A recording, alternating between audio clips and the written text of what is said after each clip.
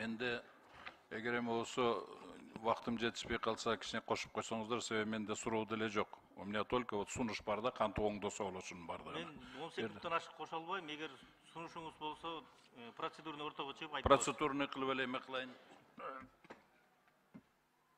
Азыр сиз тияктан айтып бер, эмете.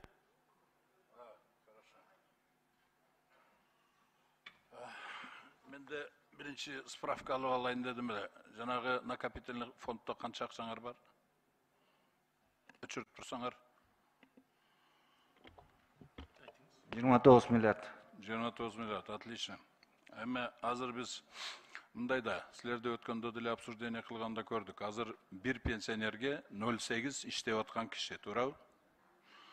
Эгер ушундай эле темп менен кете турган болсо, дагы бир 5-6 жылдан кийин bir pensionerge 0,5 иштеген киши болот. То есть bir иштеген кишиге 2 пенсионер болуп калат.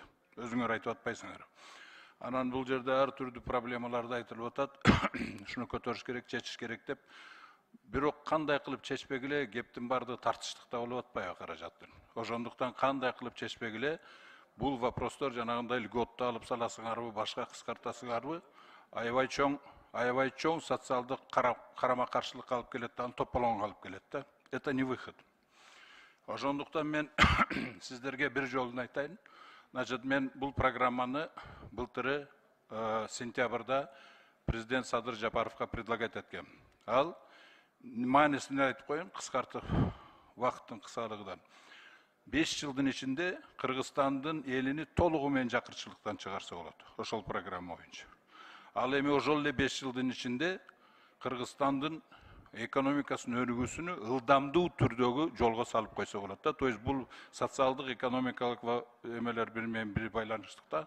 Ошол программа мындайча айтканда комплексный чечет да. Муну, между прочим, Садыр Нуркожоевич поддержал. Анан пилоттук түрдө Баткен облусуна ишке ашыргыла деп поручение берген. Но бирок мына уже 8 ай болуп кетти, эч кандай движение жок да. Ошондуктан мен бул нерсени сизге, Эдил Жолдубаевич, мен сизге предлагать этким келет да. Вот бул жерде жана Аманкан Батырбекович предложение берди, социальный банк ачкыла деп.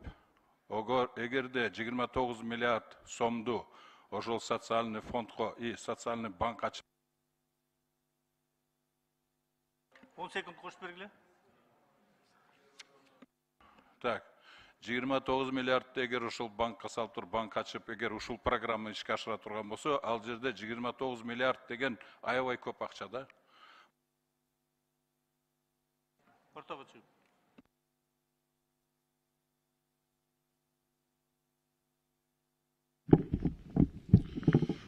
Вот. Ошого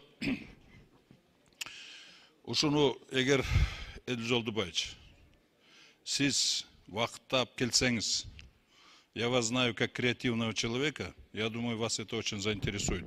Анан бул жанагы, бул жерде мен айтканым фантастикадай көрүлүп атса керек, бул фантастика эмес, расчеттору менен бүт бардыгы бар да. Ошондуктан келсеңиз мен, анан кийин булдай нерсени мен дүйнө жүзүгө моотуп айтып аткан мен эки башым жок, бир эле башым бар. Ошондуктан бул реальный нерсе да. Единственный сиз келип туруп эгер макул болсоңуз, сүйлөшүп мен сизге түшүндүрүп берейин. Ушуну менен ишке ашырсак, биздин социалдык проблемабыз толугу менен бирдей чечилет бардыгы.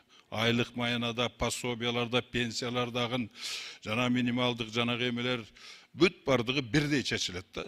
Ошондуктан мен сизден я предлагаю көпкө эме кылбай, тем более что бул программа президент менен колдонгон нерсе, просто манандай политический воля болуп туруп ушуну ишке ашырганга болбой атат да. Качан келесиз, Эдил Жолдубаевич? Качан келесиз? В ближайшее время. Султанбай Абдрашитович, бизге жогорку кеңештин имаратында бизге да өзүнчө зал ачып бериптирсиздер. Биз буюрса ошол жерден жолугабыз, биз буюрса жума сайын эле келип турабыз. Эмки жумада жолугалык биз. Жок, андай процедурага аралаштырбай эле в частном порядке эртең келе аласызбы? Же суббота? Я готов с вами встретиться. Ишемби күнү жолугалык. Бүгүн? Ишемби. Ишемби, жарайт. Саат канчада? 11-де. Отлично. Я буду ждать у себя. 311 кабинет у меня. Рахмат чоң. Рахмат.